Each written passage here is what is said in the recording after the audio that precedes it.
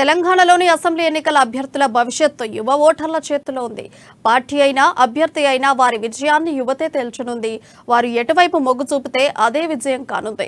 అయితే నగరంలో యువత తమ ఓటు హక్కును వినియోగించుకునేందుకు విముఖత చూపుతుండడంతో అన్ని పార్టీల అభ్యర్థులు ఎక్కువగా 35 ఏళ్ల బడిన ఓటర్లనే నమ్ముకుంటున్నారు. అందులోనూ బస్తీలు, కాలనీలపై ప్రత్యేక దృష్టి సారించి ప్రచారం నిర్వహిస్తున్నారు. ఎందుకంటే వీరంతా బాధ్యతాయుతంగా ఉండటం, తప్పనిసరిగా తమ ఓటు హక్కును వినియోగించుకున్నారు. ఈ కారణంగానే నగరంలో ఏ ఎన్నికలు చూసినా 50% ఓటింగ్ మాత్రమే నమోదవుతుంది. అయితే ఈసారి ఎన్నికల కమిషన్ యువత తమ ఓటు హక్కును ఖచ్చితంగా వినియోగించుకునేలా చర్యలు చేపట్టడం, ఇందుకు అనుగుణంగా జీహెచ్ఎంసీ అధికారులు ప్రత్యేక చొరవ తీసుకుని గత ఏడాది కాలంగా వివిధ రూపాల ఓటు హక్కు వినియోగంపై అవగాహన కల్పిస్తున్నారు. దీంతో ఎన్నికల్లో యువత పెద్ద ఎత్తున ఓటు హక్కు వినియోగించుకునే ముందుకు వస్తారని ఆశాభావం వ్యక్తమవుతోంది. ఇదే జరిగితే ఎన్నికల్లో ఖచ్చితంగా యువత అభ్యర్థుల భవిష్యత్తును నిర్దేశించనున్నారు.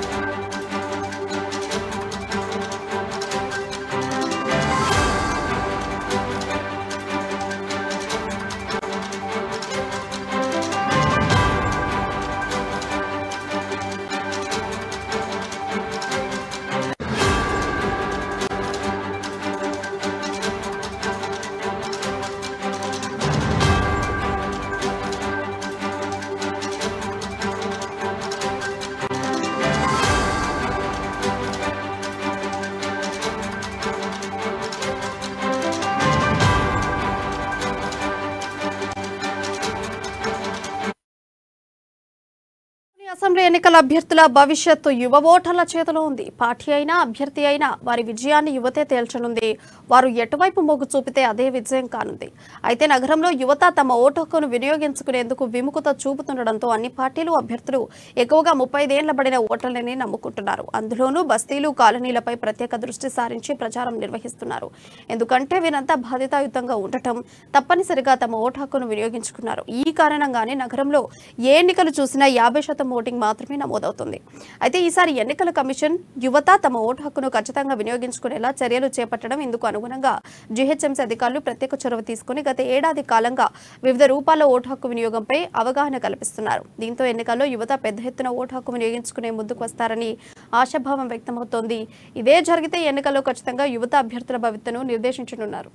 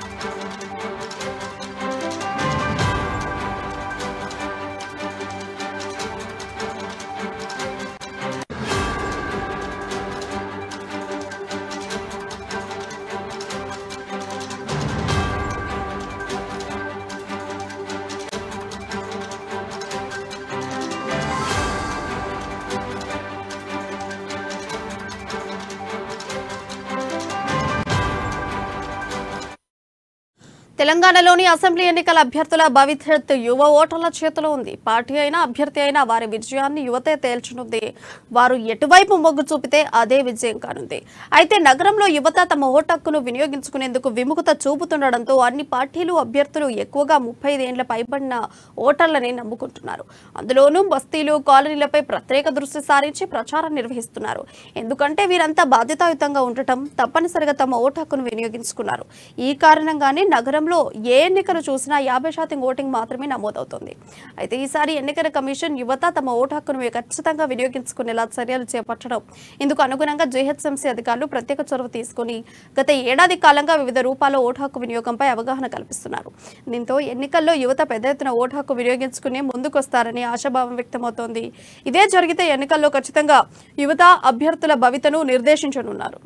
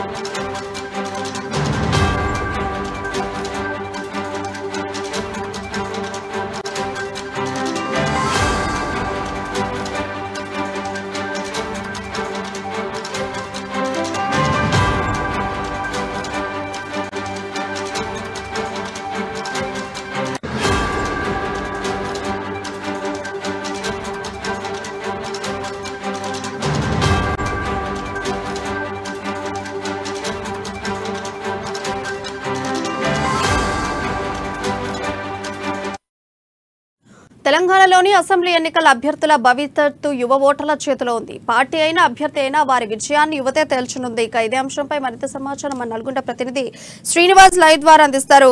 శ్రీనివాస్, చెప్పండి, అసలు ఈసారి యూత్ ఇన్వాల్వ్మెంట్ ఎలా ఉంటుందని మనం అనుకోవచ్చు? ఈసారి యూత్ ఎన్నికల్ని ఎలా చూస్తోంది? ఉమ్మడి నల్గొండ జిల్లాలో చూసుకున్నట్లయితే 12 నియోజకవర్గాలు ఉన్నాయి. గతంలో ఈ 12 నియోజకవర్గంలో యువ ఓటర్లకు సంబంధించినటువంటి ఓటర్ల సంఖ్య చూసినట్లయితే 18 నుంచి 35 సంవత్సరాలు ఉన్నటువంటి యువ ఓటర్ల సంఖ్య టోటల్ పర్సెంటేజ్ చూసినట్లయితే 12 నియోజకవర్గాల్లో 49.5% నమోదైనటువంటి పరిస్థితి ఓవరాల్ 12 నియోజకవర్గాలు ఉమ్మడి నల్గొండ జిల్లాలో. అదే నూతనంగా నమోదు చేసుకున్నటువంటి వాళ్ళు కూడా ఓటర్లు చూస్తే 9.8% కూడా నూతనంగా సంబంధించినటువంటి ఓటర్లు కూడా నమోదయ్యారు.